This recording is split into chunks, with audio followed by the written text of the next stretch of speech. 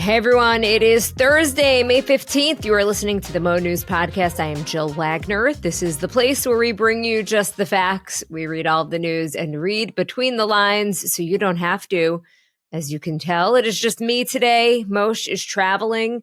As always, I will keep it short and sweet, but we do have a ton of news. If you hear Moshe pop in at some point, he sometimes simply cannot stay away from the news, so it is always possible. Also, stick around to the very end of the podcast for a special thank you, a special outro. The hint that I will give is that I spoke at Career Day at my daughter's elementary school on Wednesday. All right, now to the news, starting with the air traffic control crisis. You know things are bad at Newark Airport. When the transportation secretary told his wife to travel through a different airport, I will explain. Speaking of air travel, Boeing has signed a record-breaking deal with Qatar Airways for up to 210 airplanes. It comes as President Trump continues his trip to the Gulf region, where he met with Syria's new interim president. What Trump is saying about the meeting. Back here in the U.S., RFK Jr. testifying on Capitol Hill, what he said about vaccines and those massive cuts to the health department. Elsewhere, a congressman fell asleep during an all-nighter on the Hill as lawmakers try to take a stab at the massive budget bill. In business news, HBO Max coming back, Warner Brothers Discovery renaming its streaming service yet again. And chimpanzees in the wild were spotted using what some researchers call forest first aid. It's just a cool story, but I'll also explain why it could have some big implications for humans. And I shall do my best with On This Day in History. Okay, let's start the latest on the flight delays and cancellations over at Newark Airport, which apparently are so bad that Transportation Secretary Sean Duffy changed his wife's flight this week to nearby LaGuardia Airport to ensure that she would arrive on time. Duffy testified Wednesday before the House Appropriations Subcommittee. He acknowledged changing his wife's flight, but he insists that the move was not over safety concerns. He also said that the FAA is working to restore reliable radar and communication infrastructure to ease the ongoing flight delays and cancellations at Newark.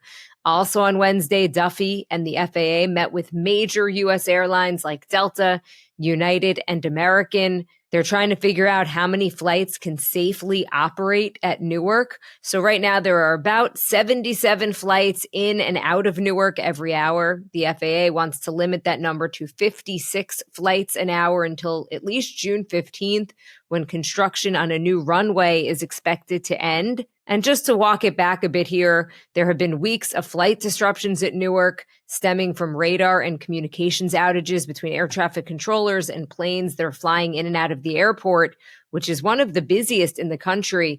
Duffy blamed the recent system failures on a move last year to shift airspace control at Newark from a facility in New York to a facility in Philadelphia. The FAA on Tuesday defended the move. They say they simply couldn't reach staffing goals and had a, quote, low training success rate in New York.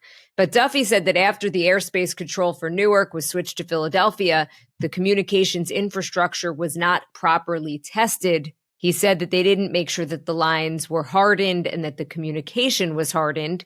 As we've been reporting, air traffic controllers in charge of Newark airspace have lost communication and radar contact with planes in their control multiple times in recent weeks, leading the FAA to slow traffic at the airport, causing ongoing delays and cancellations. Duffy added that the FAA is now laying fiber lines and working with Verizon to try to restore reliability. Last week, the FAA laid out a 3-year plan to modernize the country's air traffic control system, replacing some of that outdated technology we have been talking about, things like floppy disks, and building 6 new control centers for the first time since the 1960s. But this is not a quick fix. The air traffic controller shortage has been decades in the making. Looking at some of the numbers here, last year, the FAA had more than 11,000 certified or nearly certified controllers, but about 14,000 are needed to reach full staffing levels. So if you do the math, it means the U.S. is more than 3,000 controllers short. Duffy says the FAA is ramping up efforts to address the controller shortage. They're trying to bring in more teachers at the FAA Academy and tutors to help cut student dropout rates, which are about 35%. Here is part of his testimony about those efforts. What you think would be a very simple set of solutions to get more butts in seats at the Academy is far more complicated than that. And we've been working through streamlining testing, getting the best test scores through the process and in the Academy. What we've done is we have air traffic controllers who are teaching the classes in the Academy, but not all of the classes are specifically air traffic control specific. So we're going to bring in professors to teach the non-specific air traffic control classes. That'll free up air traffic controllers to teach additional classes, which means we get more instructors in the Academy, which means we can get more kids, young people, through the Academy. So notice he did say kids there at first. Out of curiosity, I did look at the application process online.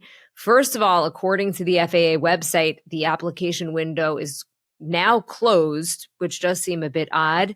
As for eligibility, applicants must be U.S. citizens, speak English fluently and clearly, and they must be younger than 31 years old before the closing date of the application period.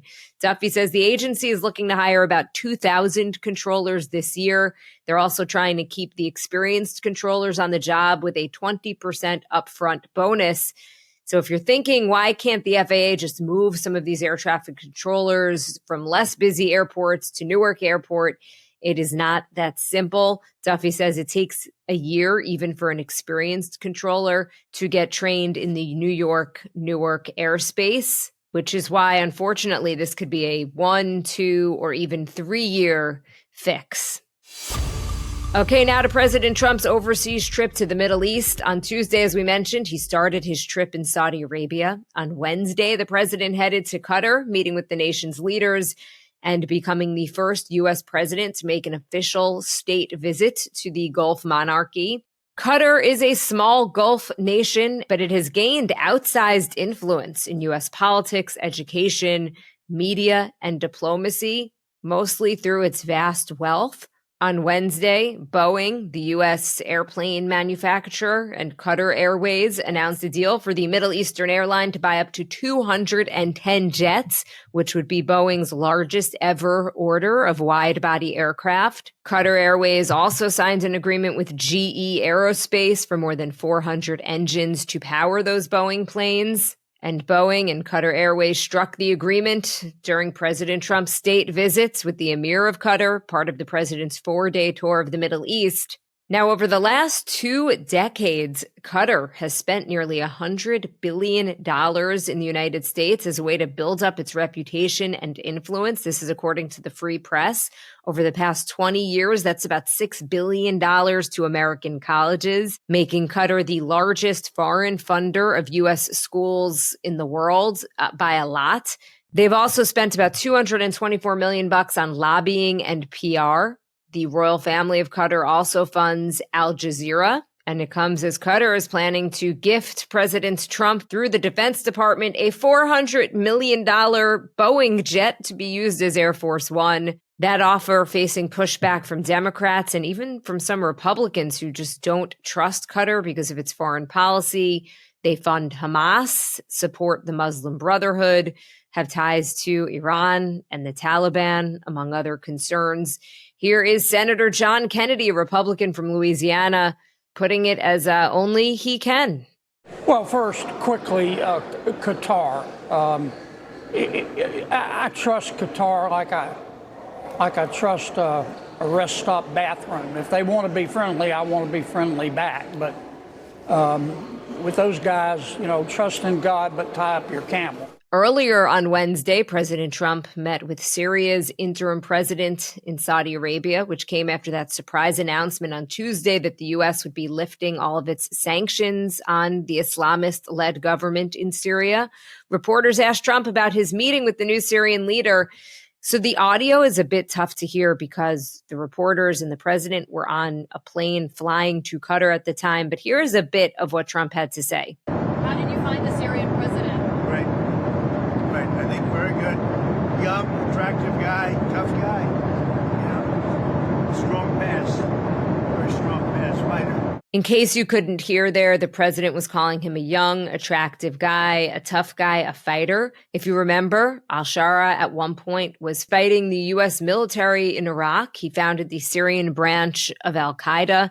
He led the armed rebellion that eventually ousted dictator Bashar al-Assad. And until recently, he had a $10 billion U.S. bounty on his head. But again, at the urging of Saudi Arabia and some of the other countries in the Gulf and Turkey, President Trump said that he's going to give al-Shara a chance and also lift those sanctions on Syria. He told reporters that al-Shara said that he would be willing to eventually join the Abraham Accords. That's the U.S. brokered 2020 agreement that saw the United Arab Emirates, Bahrain, and Morocco normalize relations with Israel. But Trump says Syria still has a lot of work to do to get the country straightened out. Next up, President Trump slated to go to the United Arab Emirates. So we'll have a full report on tomorrow's podcast. Time now for the speed read from ABC News. Health and Human Services Secretary Robert F. Kennedy Jr. taking questions before a House committee on Wednesday morning. Kennedy is one of the nation's most publicly recognized vaccine skeptics.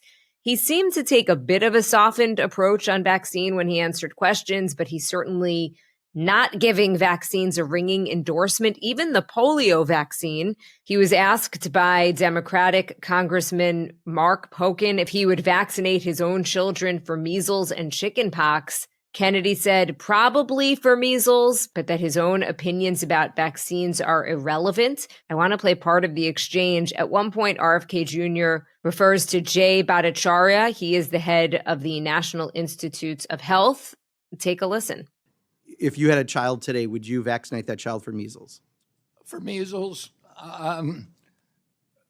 probably for measles. What I would say is my opinions about vaccines are irrelevant. I have directed Jay Bhattacharya. Sure. No, like I said, I don't want to. So that everybody can make that decision. But I don't want to seem like I'm being evasive. Yeah. But I don't think people should be taking medical advice from me. Right. No, I got that. And I'm not asking you to give them medical advice, but would you vaccinate your child for measles? If I answer that question directly, that it will seem like I'm giving advice to other people, and I don't want to be doing that. I want people to make but that's kind of your jurisdiction because CDC does give advice, right? I'm not trying to do it as a gotcha. It's just kind of... What we're going to try to do is to lay out the pros and cons, the risks and benefits accurately as we understand them with replicable studies. Can you talk about chickenpox? Would you vaccinate your child against chickenpox? I don't want to give advice. I can tell you in Europe, they don't use the chickenpox vaccine specifically because the preclinical trial shows that when you inoculate the population from chickenpox, you get shingles in older people, which is more dangerous. Just one last one, just a yes or no, please, if we could. Polio? Again, I don't want to be giving advice. So this was the first time that RFK Jr. has testified before Congress since his confirmation hearings in late January. At the time, Kennedy said he supports vaccines, although he refused to unequivocally say that vaccines don't cause autism. And that is despite numerous existing studies that already show there is no link. Then in March, the HHS confirmed that the CDC will study whether vaccines do cause autism. Now back to yesterday's hearing where Kennedy said people should not take his medical advice. That is not sitting well with everyone. George Benjamin, who's the executive director of the American Public Health Association, told reporters on a call, the problem is that this is his job. The top line of his job description is the nation's chief health strategist. That is the top line of every health official, federal, state, local leader. That is his job, to give people the best advice that he can. Benjamin saying that he believes that RFK Jr. is giving up on his chief responsibility. He pointed out that Kennedy has, in fact, seemed to advise people on how to treat measles, leading them to unproven remedies. Also at that hearing, Congresswoman Rosa DeLauro, who is a Democrat from Connecticut, pretty much scolded Kennedy for promoting vaccine skepticism, particularly as the U.S. is currently dealing with a measles outbreak with over 1,000 cases so far this year. So far, Kennedy has shared contradicting views about vaccines. In some cases, like in a post on X or Twitter in early April, he said, quote, "The most effective way to prevent the spread of measles is to get that MMR vaccine." However, in a post later that evening, he said more than 300 children had been treated with an antibiotic and a steroid, neither of which are recognized treatments or cures for the measles. Representative DeLauro also taking issue with over $20 billion in proposed cuts to the National Institutes of Health. The Trump administration's come under fire for looking to restructure HHS by eliminating jobs, ousting top officials, and pulling funding from scientific research. Kennedy says the changes are necessary to focus the federal government on addressing chronic disease. Elsewhere on Capitol Hill, Representative Blake Moore, a Republican from Utah, had to be woken up during a House Ways and Means committee markup. In fairness, it was about 4:57 a.m. Eastern time. It was about 14 hours into the meeting where lawmakers were talking about a reconciliation bill that would include President Trump's tax cuts. Moore laughed it off. He called it a quick power nap. He nodded off during a vote on an amendment. Representative Michelle Fishback, who was sitting next to him, tapped him awake to some laughs as that all-night session continued. Take a listen. Mrs. Fishbach. Mrs. Fishbach, no. Mr. Moore. Mr. Moore.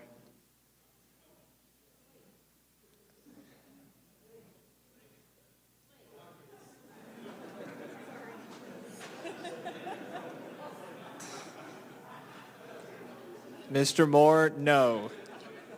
So you could see Moore joined in on the laughter before voting against the amendment, and then he took a joking bow from his seat. House Republicans, by the way, working to push President Trump's signature legislative package through a gauntlet of committees. There's been some opposition, not only from Democrats, but even some Republicans themselves. To some business news here from CNBC, HBO became HBO Max, then it became Max, and now it will be HBO Max once more. Warner Brothers Discovery is renaming its streaming platform again starting this summer, restoring a name that it ditched just 2 years ago. The company announced the rebranding on Wednesday during its upfront presentation in New York. The change comes as Warner Brothers Discovery is looking to scale back the volume of content and instead focus on quality programming and storytelling. The CEO of Warner Brothers Discovery, David Zaslav, saying, "Today we are bringing back HBO, the brand that represents the highest quality in media, to further accelerate that growth in the years ahead." So if you listen to this podcast, you know I'm a fan of Scott Galloway, branding expert. Back when the company first got rid of HBO and its name and simply called it Max, Galloway had said it was one of the worst moves in branding ever, given the amazing shows that most people associate with HBO, everything from Sex and the City to The Sopranos. So I guess they're realizing that it did not work. Fast forward, the company's streaming business has turned around its profitability by almost $3 billion, with the goal of having 150 million subscribers by the end of next year. Netflix, by the way, has about 300 million subscribers. Ironically, the HBO Max branding was first introduced in 2019 to showcase HBO's competitive global streaming ambitions. But now Warner Brothers Discovery is bringing back that same name, but instead they want to emphasize the opposite, which would be quality over quantity.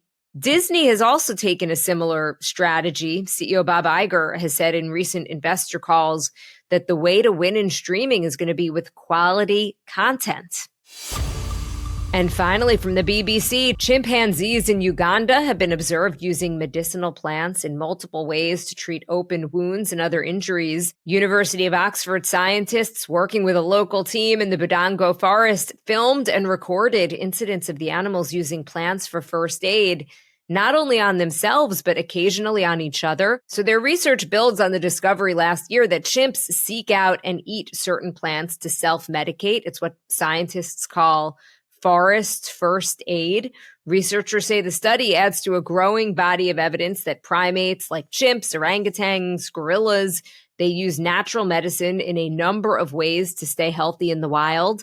The lead researcher explained that there's a whole behavioral repertoire that chimpanzees use when they're sick or injured to treat themselves and to maintain hygiene. And they also found chimpanzees tending to the wounds of other animals that they weren't related to. They say this is particularly exciting because it adds to the evidence that wild chimpanzees have the capacity for empathy. Why this also matters, besides just being pretty cool, scientists think studying this wild ape behavior and understanding more about the plants that the chimps use when they are sick or injured could help in the search for new medicines for humans. The researchers telling BBC News, the more we learn about chimpanzee behavior and intelligence, the more I think we come to understand how little we as humans actually know about the natural world. She says, if I were plopped down here in this forest with no food and no medicine, I doubt that I'd be able to survive very long, especially if I were injured or sick. But chimpanzees thrive here because they know how to access the secrets of this place and how to find all they need to survive from their surroundings. If you guys follow me on Instagram, you know that I almost got lost on a hike basically around the corner from my house the other day for Mother's Day. So I agree with this researcher. I do not think I could survive in the woods very long. All right, now time for On This Day in History. On May 15th, 1969, American lawyer and judge Abe Fortas became the first U.S. Supreme Court justice to resign under the threat of impeachment. On this day in 1928, Mickey Mouse made his debut in a test screening of the silent animated short Plain Crazy. Steamboat Willie, by the way, which came out on November 18th, 1928, was the first Mickey Mouse cartoon that was widely distributed. On this day in 1940, the first McDonald's fast food restaurant opened in San Bernardino, California. It was founded by two brothers, Richard and Maurice McDonald, and originally focused on barbecue. But in 1948, they simplified their menu, settled on the name McDonald's, and dropped the name barbecue. The restaurant became a franchise in 1954 and adopted the iconic Golden Arches. On this day in 1980, Elmo made his first named appearance on Sesame Street. All of these years later, Elmo still popular with kids, at least kids in my house. And on this day in 1982, Ebony and Ivory takes the top spot in the Billboard Hot 100, holding that spot actually for 7 weeks. It was recorded as a duet with Stevie Wonder. It was also the biggest hit record of Paul McCartney's post-Beatles career. Now, if Moshe was here, he and I could sing a little bit of this, but it is just me, so I will spare you all. Thank you guys for listening to the Mo News Podcast. If you like what you hear, please share this with your friends. It helps us grow. Follow us, subscribe so you don't miss an episode, review us in the App Store. And as promised for today, here are the kids from my daughter's elementary school signing us off.